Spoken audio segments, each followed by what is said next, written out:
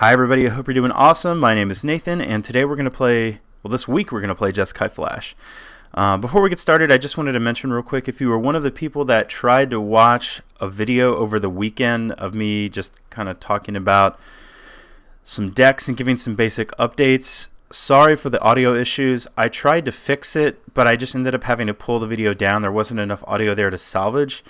What actually happened was this, my normal condenser microphone by Blue, just a USB microphone, got unplugged unbeknownst to me, and my XSplit defaulted over to this, which is like down here kind of on top of the computer tower next to some whirring fans, and so it just did not pick up enough audio from me, and I didn't realize that it happened because it was 11:30 at night after F&M, and I just sort of jumped on to record the video, so sorry about that. I'll try to give a quick synopsis of what it is that I discussed, and then we'll get to some games. So what I was talking about is, let's just first start off with the deck that I played that night, which was, I want to say it was exactly this.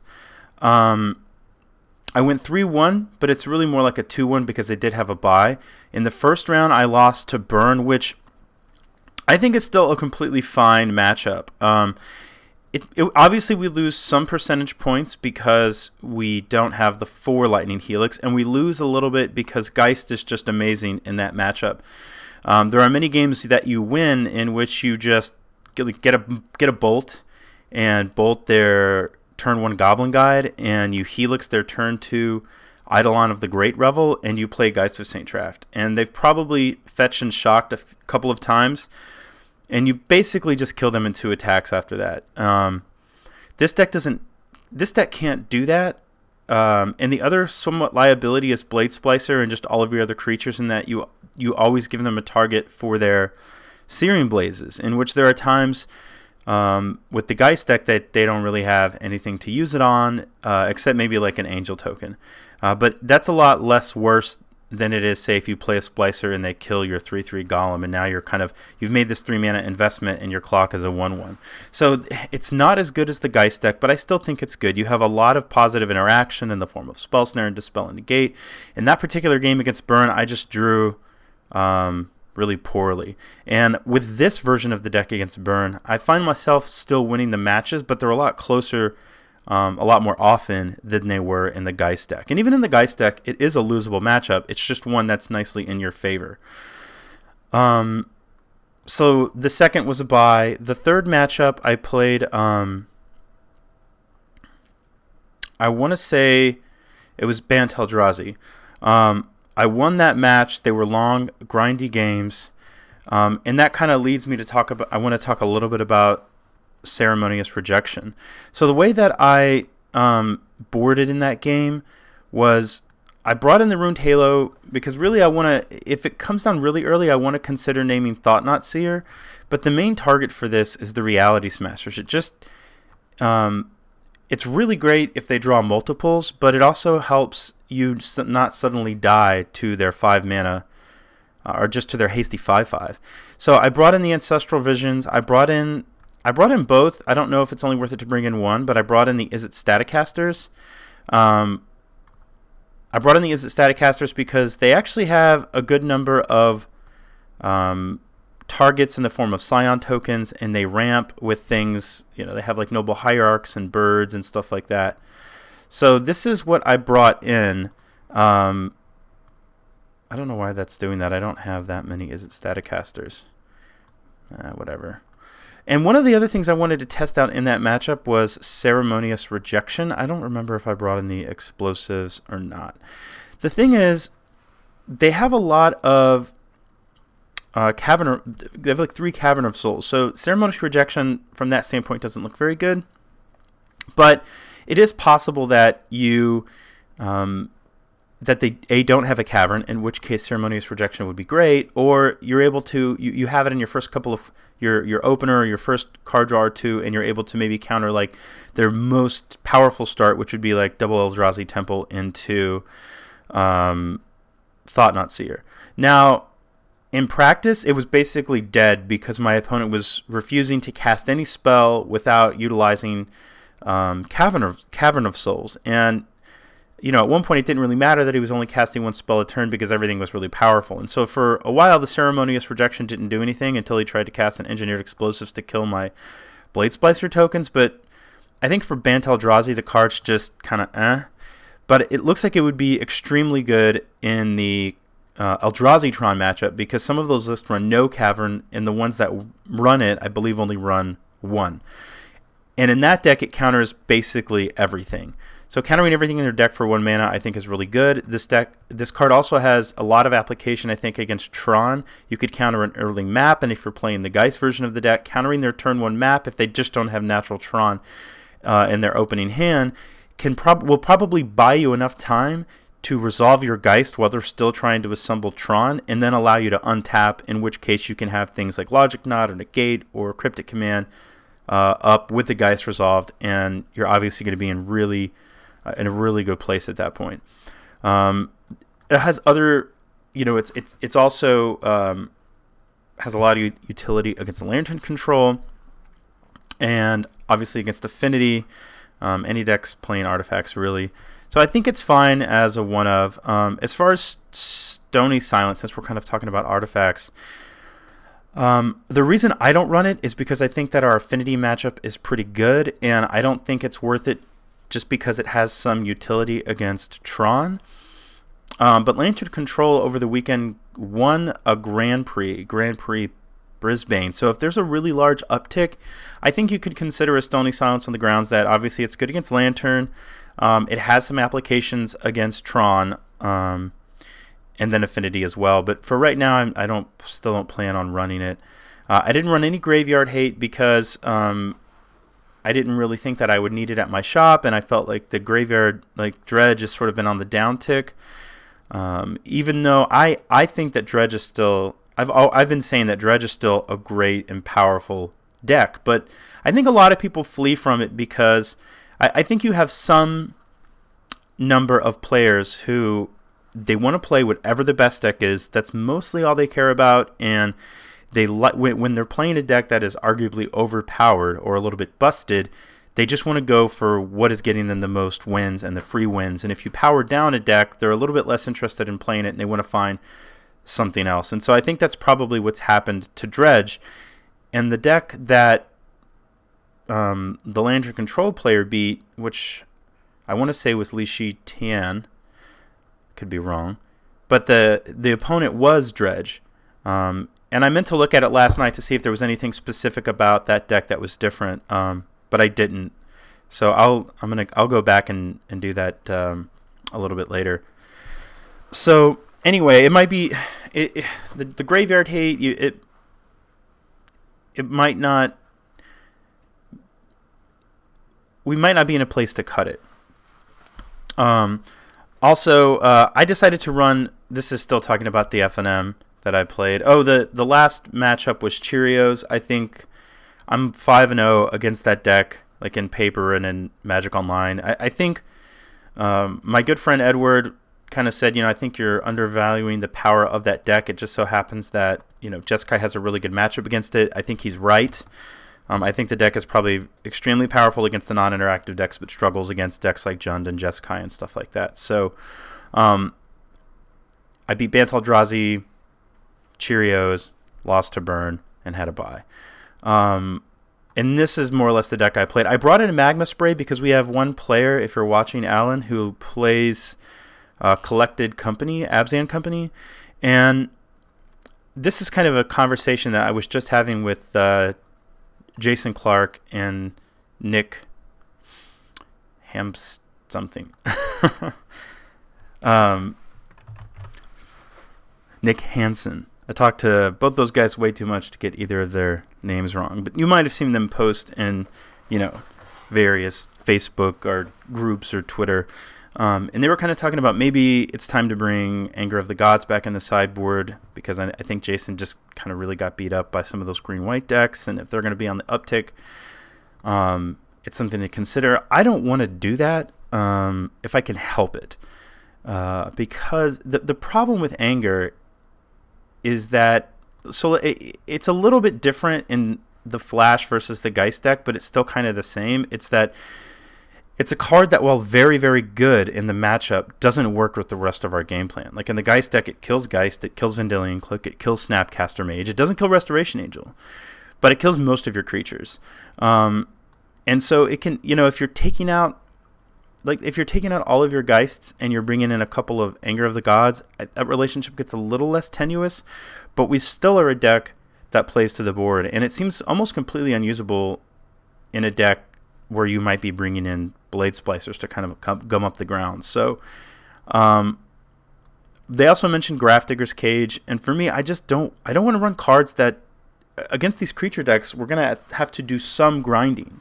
Now, there might be some tempo. You might be able to win the game through some tempo by deploying some flyers and flying over their guys and killing their key guys, and win a race, but one of the ways we do that is with Snapcaster Mage. So I hate cards that turn off Snapcaster Mage. It's like turning off one of the best engines in our deck. And so while cards like Anger of the Gods while cards like Rest in Peace and Grafdigger's Cage and such like that have a lot of utility, I think we already have really, really good tools to fight them on one axis, which is their instant speed collected companies. We have Dispels, which are great. We don't want to have too much counter magic, but we can keep in things like a Logic Knot and 2 Dispels to counter. The Knot's nice because it can counter a creature, but then also, if needed, counter a collected company. And I'm a little bit more interested in trying to utilize Surgical Extractions to hit their really key cards, and then also maybe run a number of Magma Sprays, because we're really not a board Wrathy deck, whether it's Flash or Jeskai Geist. And as a quick side note, I've been thinking this multiple times. If you followed me and you're like, oh, Nate plays Geist and I really like the deck and I want to play it too, I would very much encourage you to buy into the pieces for Jeskai Flash. There's like 90% overlap between the two decks. They play differently, they have different strengths and weaknesses, and it's really easy to sort of add this other deck into your wheelhouse without too much expense. So let me think, what else did I need to say? I don't remember everything I said in that video. I'm getting close to 15 minutes just talking before the matches. I want to keep that to somewhat of a minimum. I will say that for the if I was going to play Jeskai Geist right now, after I just kind of did my fun experiment playing the old school version of the deck, I was impressed a couple of times, and it wasn't always the matches on screen, but I was impressed somewhat by Remand, and I think that in a Geist deck, you at least want 1 or 2 Remands. It can be difficult against some decks to get into a situation where you're going to tempo them out with a Geist, but if you have no Remands in your deck, you basically make it impossible. Now, I don't think you want to go back to the versions of all Remands. I don't think that the tempo potential or the combo potential of just Geist plus Burn is really high enough to hope just to win on that. But I think some number of Remands in which you have a Geist in play to an empty board and you can remand their play and attack them with Geist will still work against some decks, and it's nice to be able to have that sort of, we'll call it a 2-card combo in the deck. I like the inclusion of Thundermaw Hellkate. I know Jason said he didn't have good luck with it this weekend. It's obviously not good against everything, but I really think that having the curve of Geist, you play Geist on turn 4, you attack them with Geist of St. Traft, assuming they block and you flash and Restoration, they take 4. Then on your turn 5, you can slam a Thundermaw Hellkite and attack for 5, 6, 7, 8, 9, 10, plus the Angel token, which is technically 14, which is a lot. And even if Geist dies, it's still 12 damage. So I think it's important to sort of, in the Geist type of deck, I like having this sudden haymaker that can just end the game for you. It's also nice that it's good against Lingering Souls. I like the one of sort of utility Cryptic Command. This Geist is not a Cryptic Command deck, but it's nice to have the ability to maybe tap down their team and get in for 6 while drawing a card, because when you do that, even if you have to Suicide Geist the next turn, that adds up to 10 damage. And a lot of decks are going to put themselves at 15 just from fetch lands, so you're really close to bolt snapping and bolting them out at that point. So I think it's nice to have for problematic permanents. It's nice to have if you're in a situation where you have a Geist and you just want to cryptic and draw and potentially kill them. I don't really know what the right numbers are in this deck right now. I haven't finished sort of figuring out how to fit Shinka the Blood-Soaked Keep in, although I believe that I want it, and I think I might just be fine cutting out the mountain. I talked about it with Nick, and there are going to be times when you wish you had the mountain, but it's the fetch land that we get the least amount of time, and probably just as many times when you wish you had a mountain, there's going to be a lot of times when you wish Shinka the Blood-Soaked Keep was that mountain was Shinka, so that you could punch Geist through some Lingering Souls tokens or something to that effect.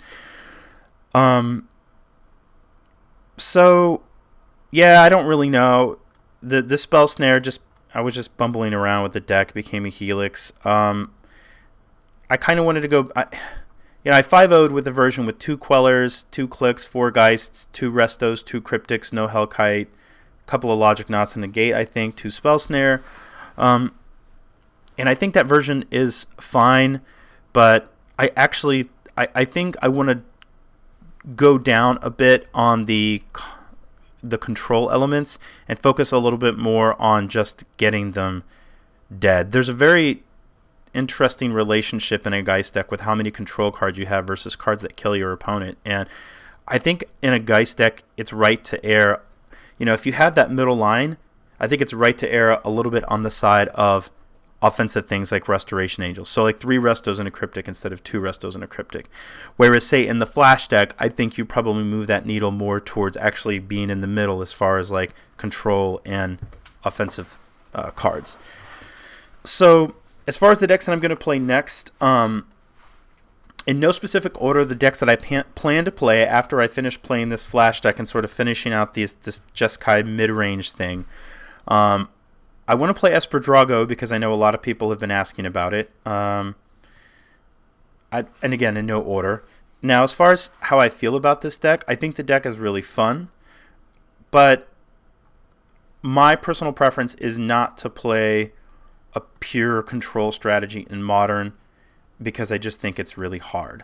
I think you can do it. I think you can have success with it, and I think in Magic and Modern you should play what you enjoy, because you're going to I think over time you're going to have more fun, which is why we play this game, and you're going to have more success. And fun is success, unless you're just playing for, it depends on what your goals are, I guess. But if you're only playing for wins, then you should just only play what the best deck is. But if you're playing to enjoy the game, you should play what you enjoy, and you're going to have a lot more fun when you win that way as well.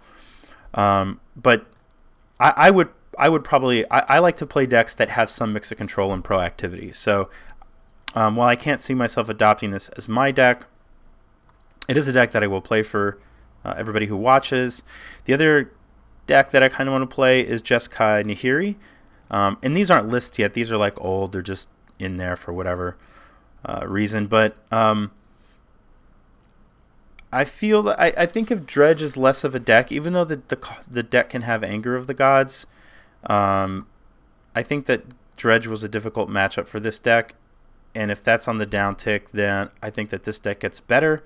So we'll have to see how that goes after Dredge, I think, posted I think it was a second place finish in a recent GP. But I still, even if Dredge posted a second finish, I don't think it's going to go back to where it was. You're just going to have, you're going to have some people like, oh, Dredge is still a deck, I'm going to play it. But you're also going to have some people that are just like, well, it might still be a deck, but it's not as good as it was. It doesn't have as many free wins, and I'm not interested in it. So this is the deck that I want to play. And I think that's more or less it. Obviously, I have Grixis, but I hardly ever play that. I have Blue Moon, but I'm not. Blue Moon might be okay right now. The other deck that I'm kind of interested in, if it's really a format of like Bant Eldrazi and Colorless Eldrazi, or Eldrazi Tron and Jund and Abzan and even Affinity, then I almost just want to be casting a ton of Supreme Verdicts and killing everything that everybody plays in a big, massive way. And so one of these blue-white control decks where against the big mana decks you can just Crucible, Ghost Quarter, Tectonic Edge them to death, and against the creature-based sort of mid-rangey decks you can just Verdict them into the ground. This deck seems kind of interesting. So those are the three that I'll play in some order starting next week. Okay, so I think I've talked longer than I wanted to about the decks, but for those of you that like keeping up with this stuff and kind of like hearing what my thoughts are week to week, even though I know that some of these intros can be on the long side, I don't want to leave anything out for you guys. And I guess everybody always has the ability to just fast forward until they see the match start. Okay, so with that, I'm going to jump into Competitive League, and I'll see you guys in just a second. Alright, so we have a game and a keepable hand, and the deck I chose to play is, as I said, Jeskai Flash.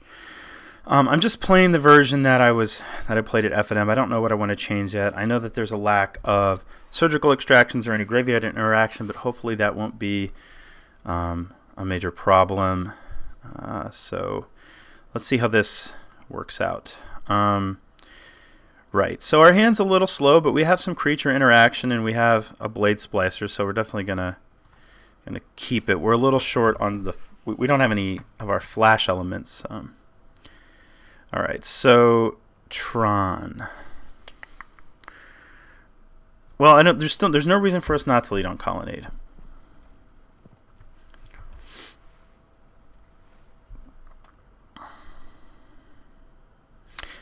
We could have led on Scalding Tarn to just represent something like a Spell Snare, but alright, so our opponent's going to have the turn 3 Tron plays. Or potentially, depends on what's in their hand. This could be an Expedition map. It is.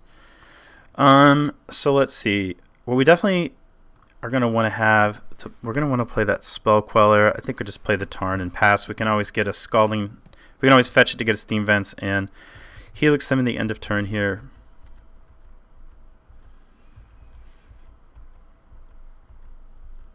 They might be playing a Oblivion Stone at 3 mana. It's a pretty common thing. Okay.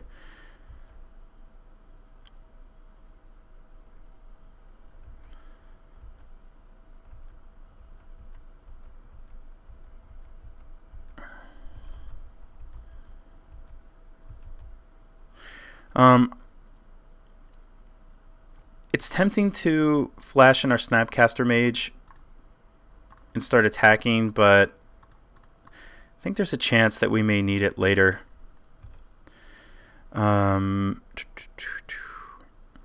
So I'm gonna, yeah, I don't think I really need to. I don't need to shock with these defense. It doesn't matter, but I also don't necessarily need to. So we'll just play this and then pass. Now, if our opponent has something like a Karn or an Ugin, it's going to be unfortunate. There's not much we can do about it. We might be able to. Ugh.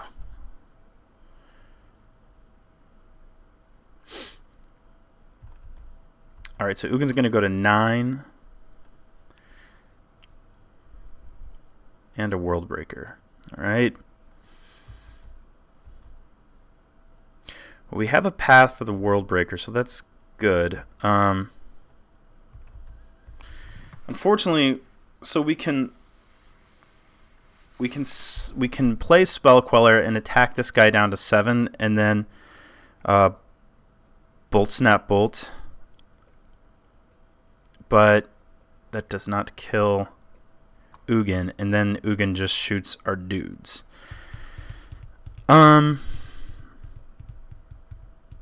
I still think we do that though.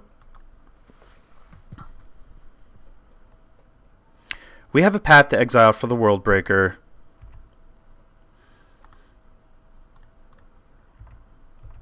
And Ugin's going to kill something, but then we can well, see, Ugin's going to go to 1. And then up to 3. So then we'll path the World Breaker.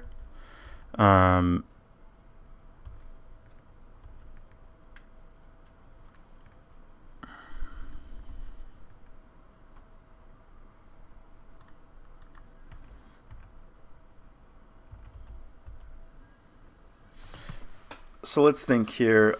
I guess another option we have is to just cast a Blade Splicer. I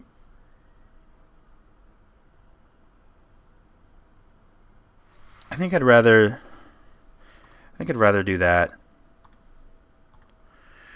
If we cast the Blade Splicer and our opponent -3s to kill the Blade Splicer and the Spell Queller, it takes it to 4. And we'll still have a Golem token in hand.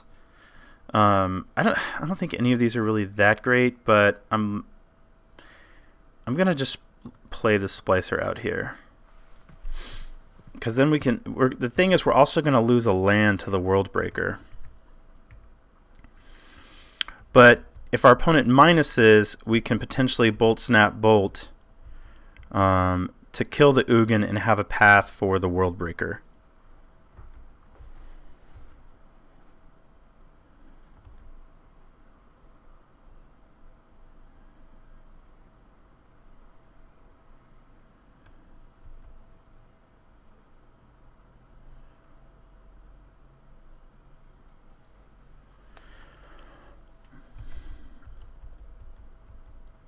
So I think that we're planning on just pathing the Worldbreaker, but it's not.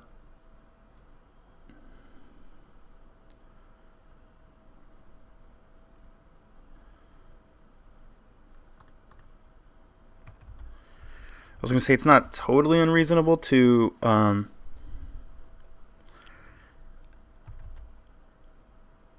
path one of our dudes just to get back a land, but I don't think we want to do that.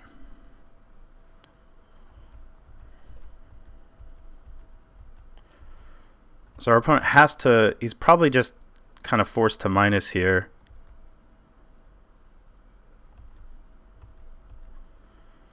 That's interesting. Either our opponent did he just fail to find? He must have a creature in hand.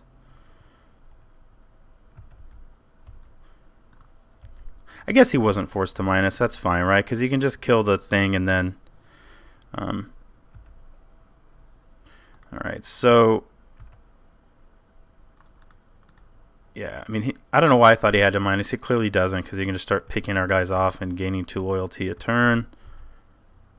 Yeah, we just have to pass.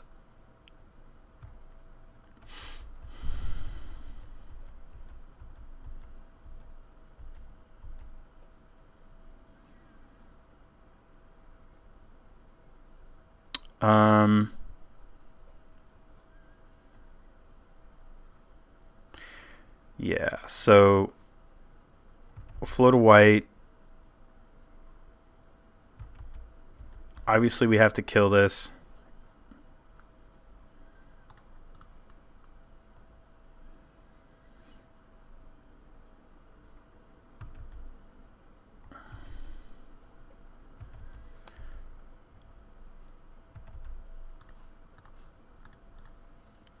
We'll bolt the Ugin now.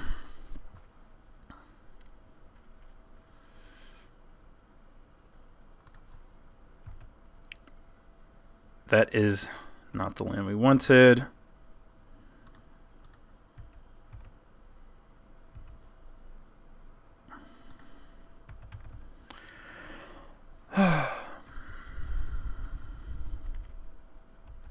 Even then, we'd still be in the same unfortunate situation that we're in now, which is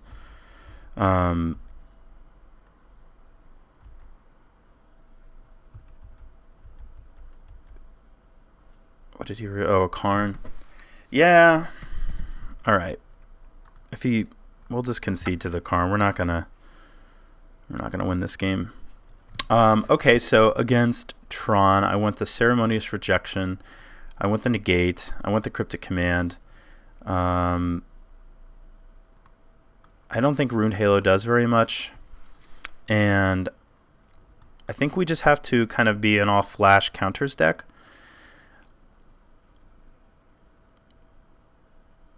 These are slow, but the thing is, we're gonna be in a position where we're going to have to basically counter everything that's important, and the game's going to probably go a little long. Even though they have a great end game, we're not an aggressive deck. We're not going to be able to kill them really quickly. Spell snares pretty much only counter the thing that it pretty much only counters Sylvan's Scrying, and their deck has a lot of redundant ways to get the Tron pieces, so I don't think it's very good. And then we can probably trim some of the burn as well. So we're just going to try to, resolve a click or a queller, and then counter his important plays with cryptic commands, logic knots, and negates and stuff like that. And I think that sort of has to be our plan with this deck. So, and even though the visions look weird, it's just, we're kind of hoping that we can go turn 1 vision, execute the game plan, and then it comes off suspend, and we just draw a bunch more counters for all of his stuff.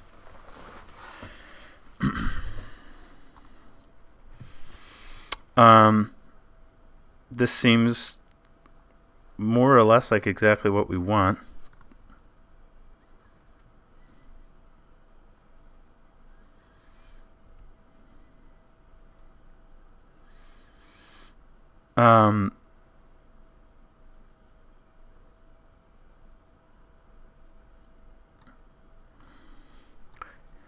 It's tempting to leave this up to counter a map, but he could very easily just like Sylvan Scrying, and I think it's more important to get this Ancestral Vision ticking down. In this, it obviously would be much better to counter something like a Karn or an Ugin, and it's much more snappable than the. It's really good to Snapcaster Mage is what I'm trying to say.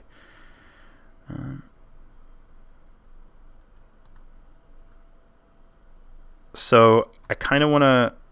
Here, let's just share Visions first and decide what we're going to do.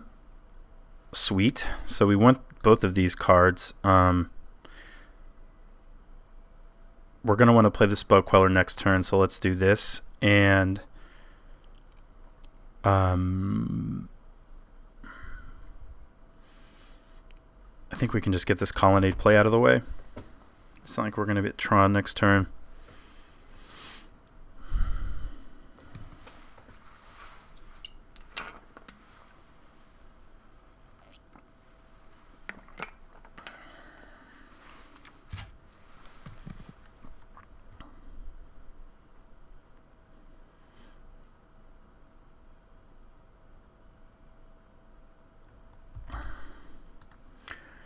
Vision is on 1. We're going to shock and pass.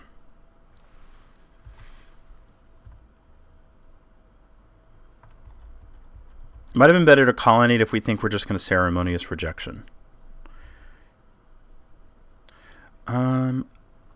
Oblivion Stone. So let's just double check to make sure we're not making a mistake. So he plays a mine. He casts the stone. We know he's playing green-black Tron. We know we can kill the Spell Queller, but he's not going to be able to play anything that is crazy threatening this turn. He's not going to be able to play like an Ugin or a Worm Coil Engine or a Karn. So I think Spell Quellering here and getting our threat on the board is good. We could Ceremonious Rejection that, but I think that this is fine.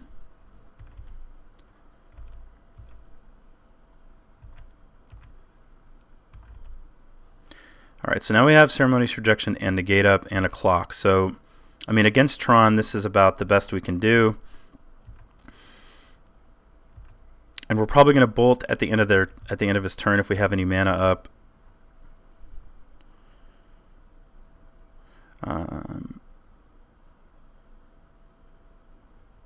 So he gets to. It's kind of unfortunate. He gets to recast the stone. However, we do get to counter. I'm going to bolt him.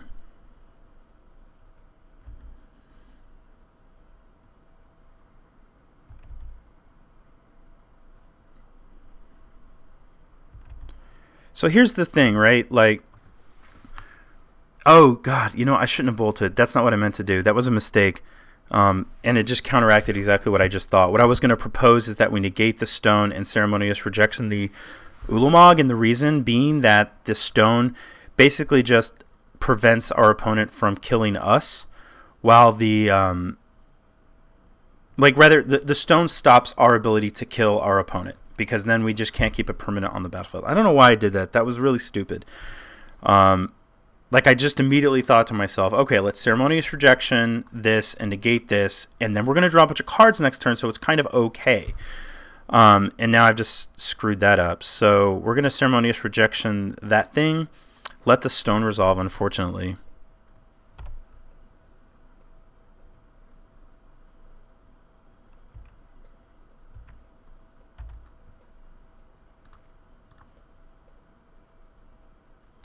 Okay, so we'll play this and pass.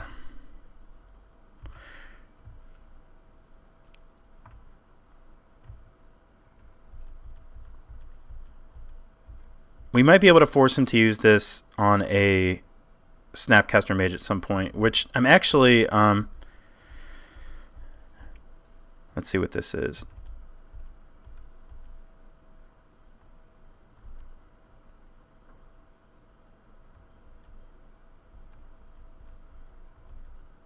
So I guess this is going to be a World Breaker. I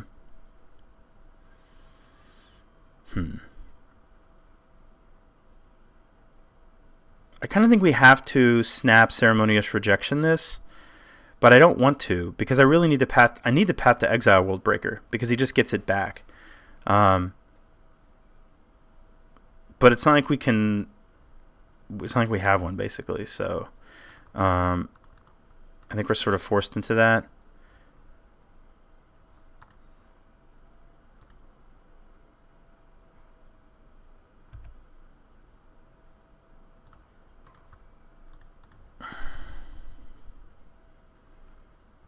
So we're just going to have to deal with this stupid World Breaker again.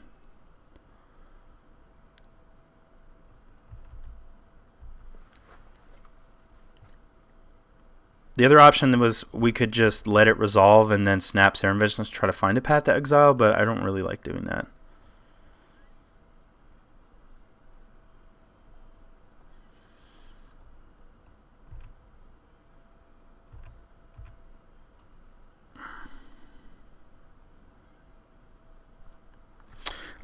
So I'd really like to snap Serum Visions here, but we know we're going to have to counter the Karn, unfortunately, so it's not really an option.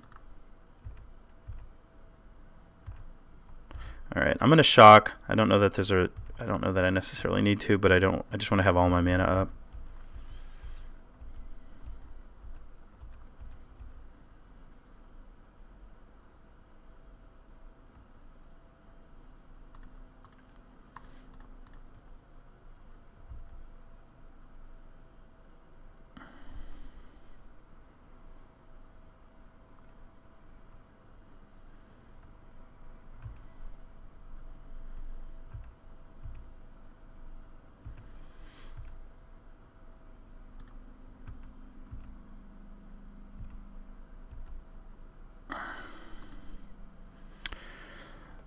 Okay, so here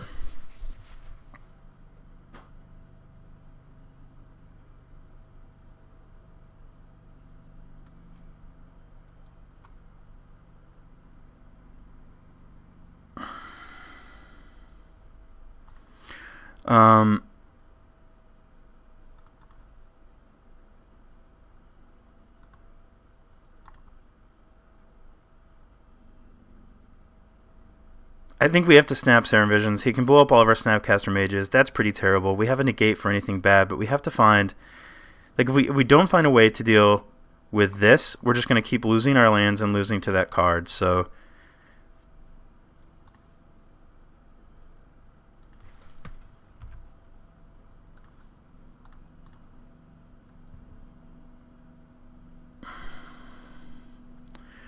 I'm going to bottom both of these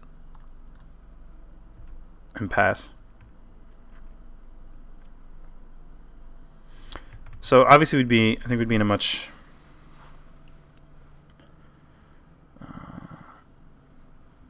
So our opponent didn't do anything there. Oh, well, we don't have an answer to that in any case.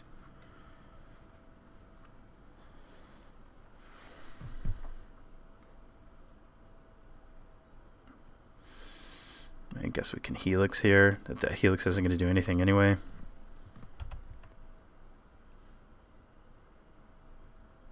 So we did push everything to the bottom. There is a chance we draw a path.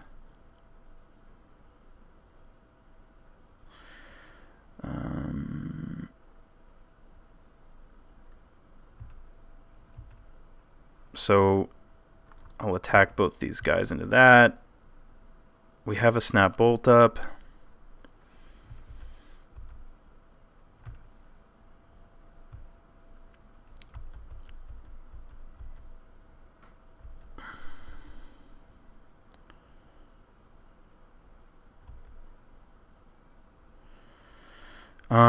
So we can negate this.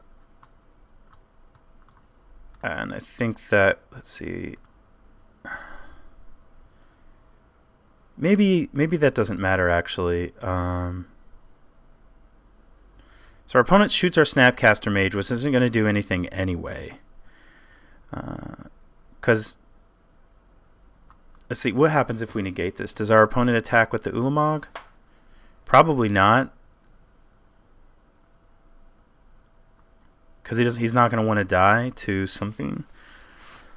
If we let this resolve and he shoots our Snapcaster Mage, he hits us to 8. We flash in Spell Queller, put our opponent to 4, and then Snap Bolt him to 1, which that doesn't really get the job done either.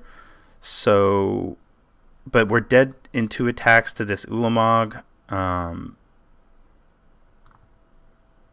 But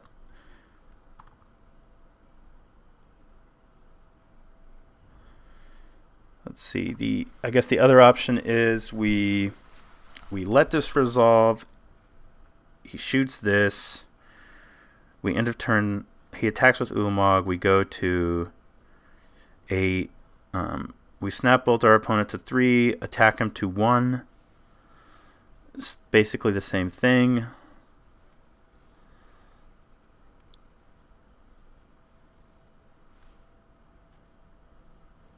If we just negate this thing, then our opponent probably might still attack. I guess if all these lines get us to 1, if we negate this and our opponent attacks, then I think we might have. We don't really have a better chance because then our opponent just can crack the Oblivion Stone essentially at any time. I really don't know what the best thing here is because we can't kill our opponent all of a sudden, unfortunately. And we saw what happens when we try to grind through an Ugin in the first game. I'm gonna negate. I don't know that that's right, but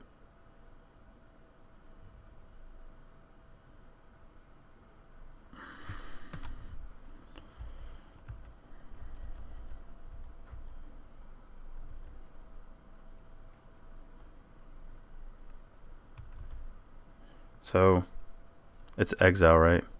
Yeah, that's the Graveyard. Exile a bunch of stuff.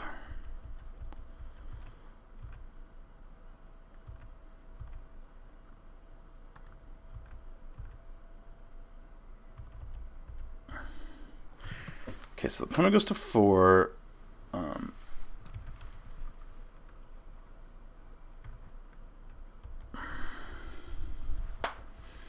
Our opponent obviously cannot. Alright, so that will let him get a green source to recast Worldbreaker, which has reach.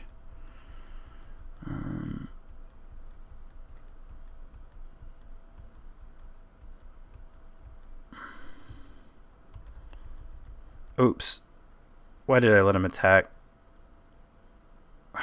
I was just thinking I don't want to let him. Man, I'm sorry, guys. I'm playing super rusty here because we have 19 cards in our library, and there was no reason to let him attack. I didn't want to let him attack. I guess I just clicked too much. Could have path to exiled this thing, which I was just counting up. So then we path to exile. He has to sack a land to get back the World Breaker. Yeah, we just basically threw this game away just now for no reason. Not we, I. Feel a little frustrated. I feel a little... I'm experiencing very minor tilt at my own retardedness. There's nothing I can do about that. Okay, so what we definitely should have done is just path this at beginning of combat. Our opponent then... why did I do that? Our opponent then... so he has to pay 3, so he can say, like, pay 3 here, activate this ability, sacrifice...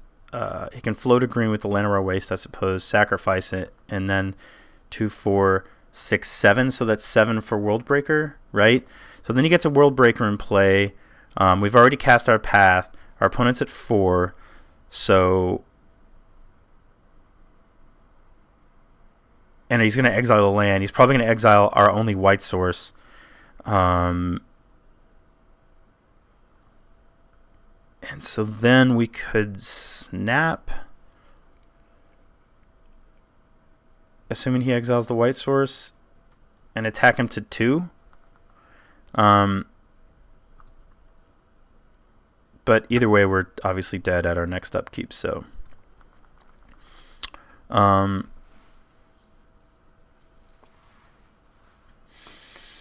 Tron's a tough matchup. I'm not sure that we would have won that game if I just hadn't punted there.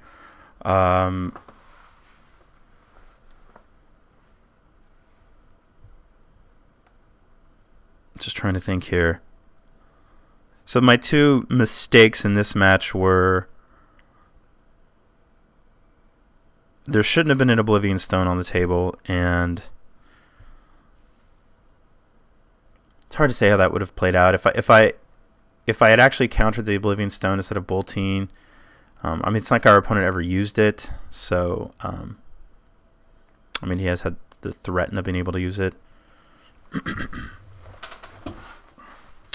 All right, well, it is what it is. Just going to go on and play the next league and just put this behind us, try to learn from our mistakes, and I will see you guys very soon, tomorrow. We're finished playing.